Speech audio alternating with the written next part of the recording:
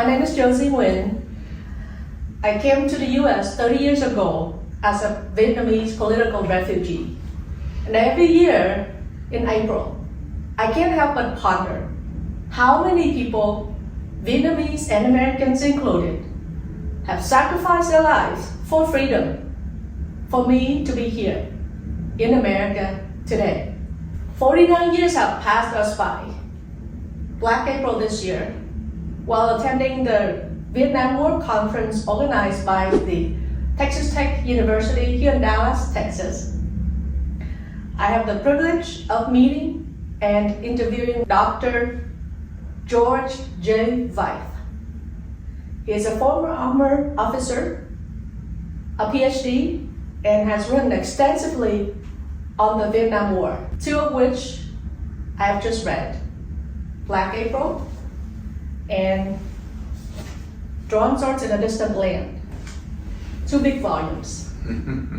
So join me and Dr. George J. Veith as we revisit Vietnam history, and I'll be asking him some questions about these two books. The first book, Drawn Swords in a Distant Land. Why did you choose the name Drawn Swords in a Distant Land? What does it really mean? And how does it relate to Vietnam and its history? Well, the answer, which I get asked this question many times by Vietnamese, is that the title for Black April is a well-known phrase among Vietnamese, and so it was instantly recognizable for a Vietnamese audience. And so I chose that title for a Vietnamese audience. But I chose Drawn Swords for an American audience to sort of illustrate, and it comes from the Bible, the title, to illustrate that this was a war in a faraway land, but still very impactful for us. So Black April was designed for a Vietnamese, to attract a Vietnamese audience, and Drawn Swords in a Distant Land was designed to resonate with an American audience. Thank you. Very thoughtful of you. Mm-hmm. I really like the way you portray President Nguyễn. You proved the world wrong. The world has known him as a corrupted president, a dictator, an American puppet, and was ultimately responsible for losing the war. You, on the other hand, have portrayed him the exact opposite. Although he has his weaknesses, he, I quote, played a big role in transitioning the South Vietnam from a military government to a republican nation. His goal was to modernize the country, unquote. Let's talk about that. So Thieu was a man who I think was very different than President Diem, in the sense that both wanted to build Vietnam into an independent, modern country, but Diem was very much a top-down, what we would call in America, a micromanager. Whereas Thieu, who was not, he was by no means a liberal Democrat in the American sense, but what he sought to do was put power down at the village level, back to the traditional Vietnamese way, so that the Saigon was not telling everybody what to do like Diem was trying to do. So Thieu was trying to empower the local people, and he wanted to very much improve the lives of the people in the countryside, who he had seen for years were, lacked health care, lacked education, were starving oftentimes. So he was trying to build and bring modern farming techniques to improve democracy at the local level. So it's two very different views of how to govern, not just a nation, but how to govern, period. So Thieu was a person trying to put power down at the local level, whereas Diem was a person trying to, from the top down. Thank you. Neutralism in politics. This concept is probably very new to people from my generation, especially those who don't study history. Mm-hmm. What was it? And why did the nationalists think it was a threat to the South Vietnam government? So neutralism was the sense of a country that, especially during the Cold War, oftentimes countries had to either be on the side of the Americans or the side of the Soviet Union, the communists, right? So neutralism was designed, or non-alignment was designed to be sort of in the middle, not aligned with either camp. And the French, as they were leaving South Vietnam, proposed that the best idea to prevent a resumption of the war was to make Vietnam and Southeast Asia a neutral country, neutral area, not aligned with either camp.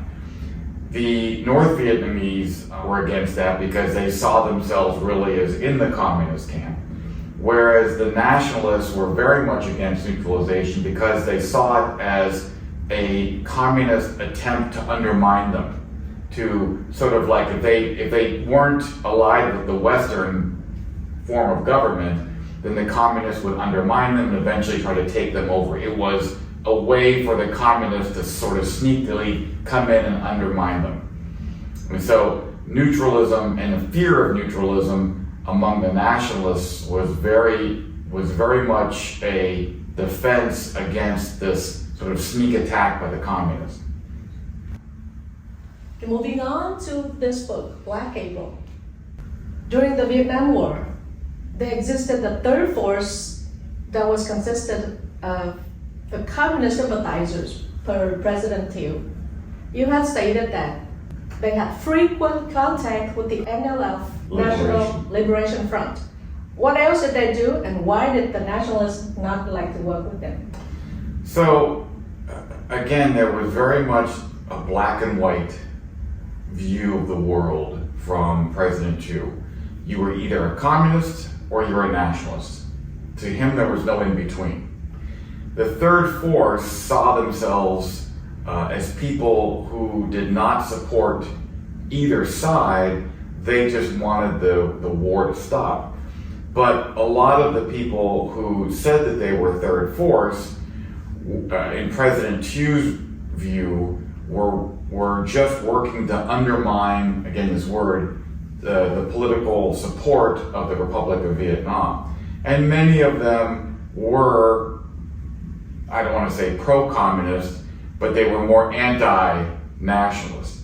And so President Thieu looked at them as sort of this secret agents of the communists. And some were and some weren't, but they were often portrayed as someone, as a political group that could help bring peace to South Vietnam. And the truth of the matter is, and some scholars have made them out to be this big group, but the reality is that they weren't a big group. There was many people who wanted peace, but they didn't want the communists to take over either. That didn't make them third force, that just made them no longer want to have war. So it's a very sort of difficult group to put a boundary around, but they did not have very much influence. But people from the outside looked at them as a potential glue to create a government to stop the war. Nguyễn Bá Thanh was one of them. Nguyễn Bá Thanh was one of them. She was a lawyer. She was very, very anti-republic. She wasn't a communist per se, but she was right next to it.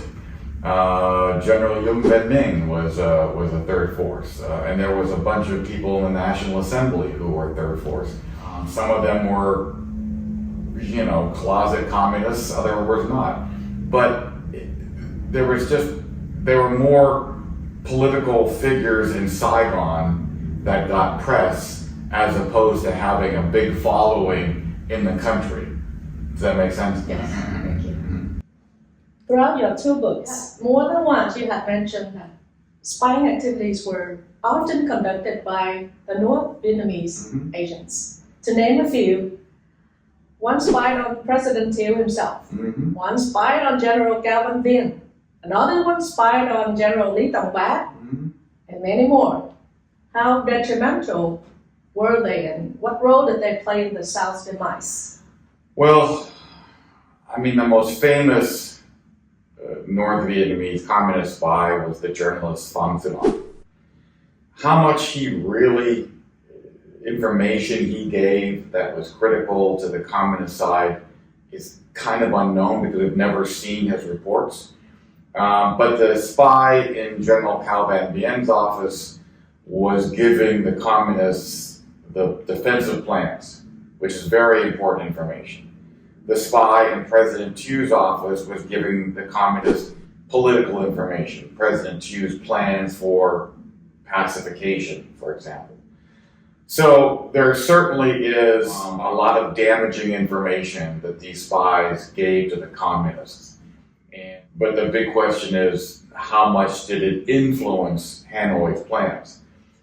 What the communists have written is that it did influence their plans quite a bit. So I would say that they were quite damaging to the South Vietnamese side.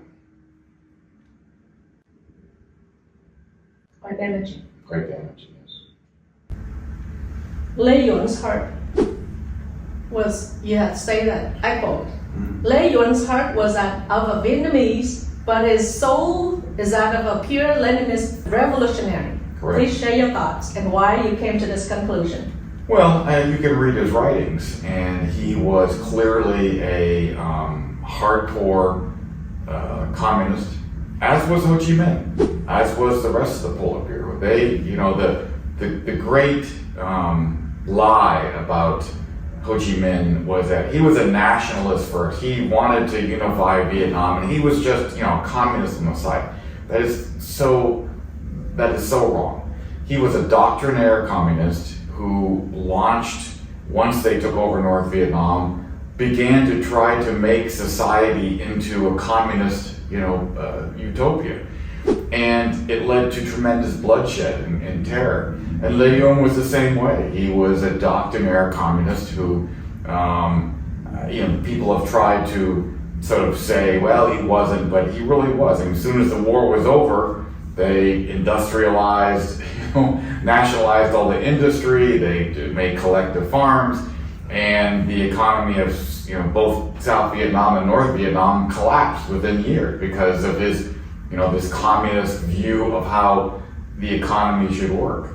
So there was no doubt, he was a man who looked at the Soviet Union and to Red China as his stars, people that he wanted to follow. The North accused the South of violating the Paris Accord agreement. Well, they clearly did on every front, put President Thiệu and Northern. Mm-hmm. The enemy never respected the ceasefire agreement. Please give a few examples to show the North's violation. So what happened and why Hanoi was accusing the South Vietnamese of violating the ceasefire is that right before the ceasefire went into effect, they broke their units into very small units, 10, 15 people. And they went out and they they seized a hamlet, or they blocked a road.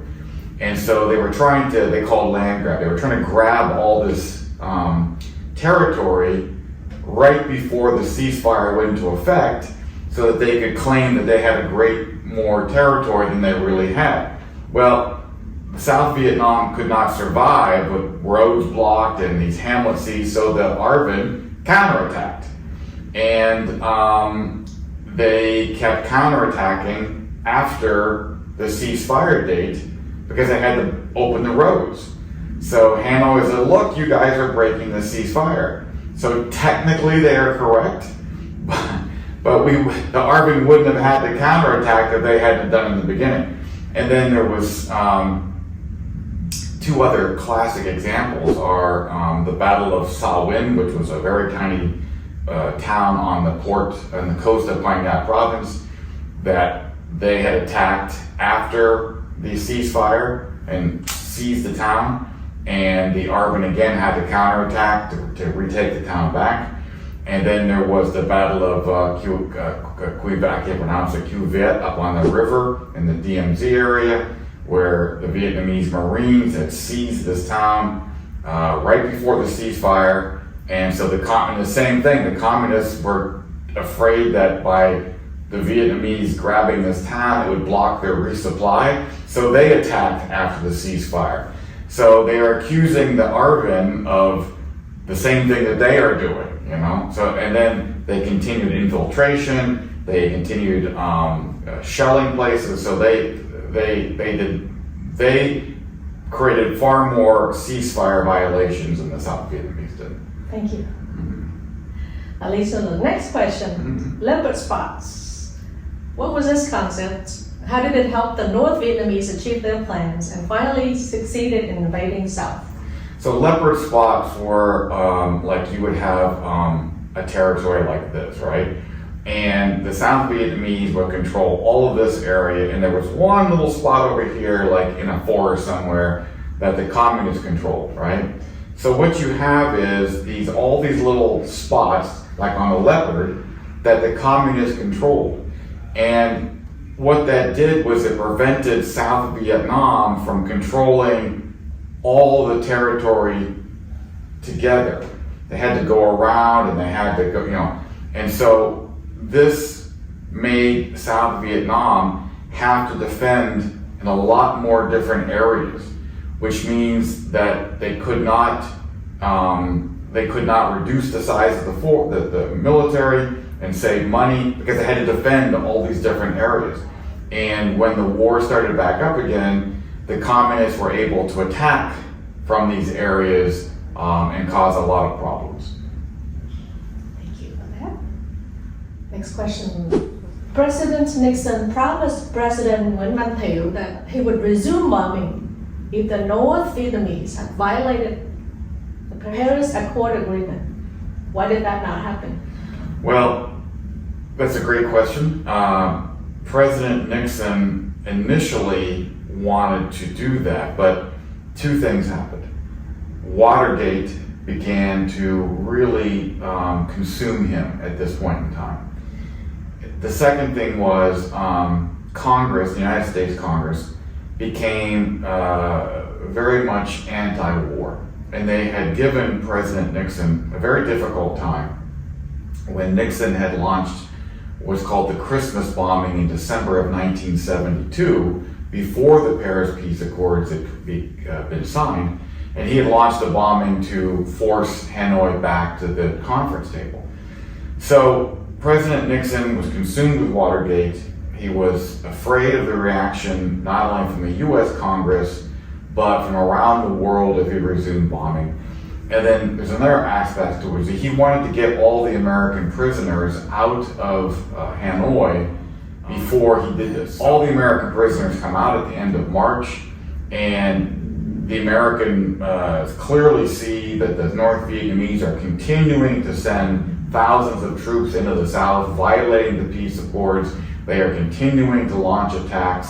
So President Nixon had said, we'll bomb if they massively violate the accords, meaning he would only resume bombing if there was a major offensive launch, not just a couple of shelling attacks. But by April of 1973, the violations by North Vietnam were so obvious and so severe that he felt he had to do something.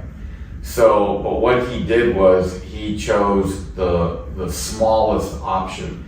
He launched some bombing strikes on the Ho Chi Minh, in Laos, and they lasted for about a day, and that was it. So it was not massive. It was not a major bombing. It was not against the big violations, and it was designed just to show that he was going to do it and to not create a condemnation from the world or from the U.S. Congress. So that, I think, was the beginning of the end for the Paris Peace Accords.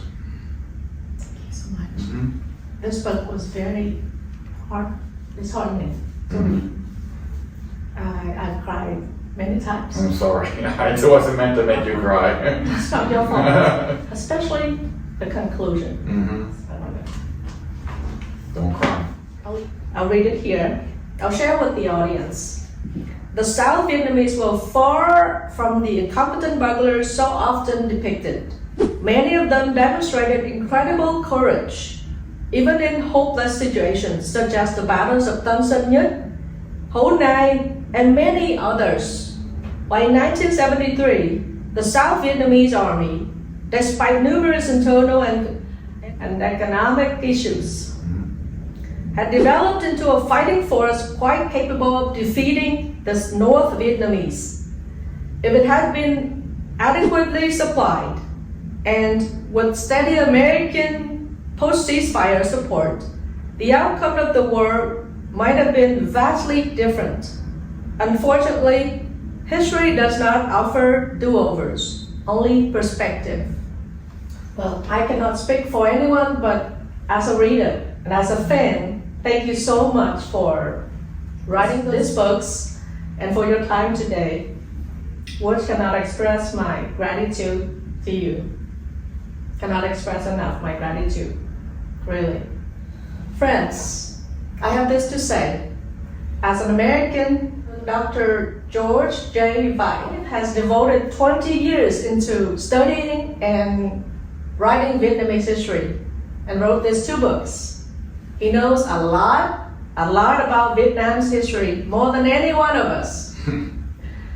As Vietnamese Americans, diaspora, especially those that are from my generation, friends, let's just show him that we care deeply about our heritage, about our history. But more importantly, let's learn the true history of Vietnam so that we can pass it on to our kids, the next generations. Don't let his efforts go in vain.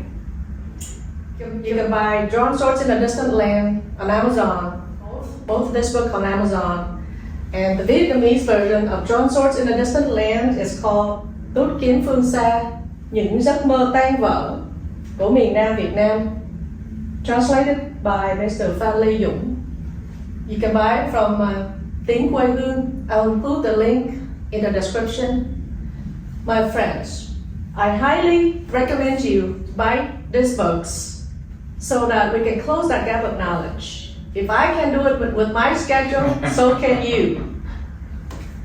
Thank you so much for your time. I really appreciate it. Cảm ơn em. Cảm ơn Dr. George J. Veith rất nhiều. That concludes our interview with Dr. George J. Veith. Thank you for watching. Thank you.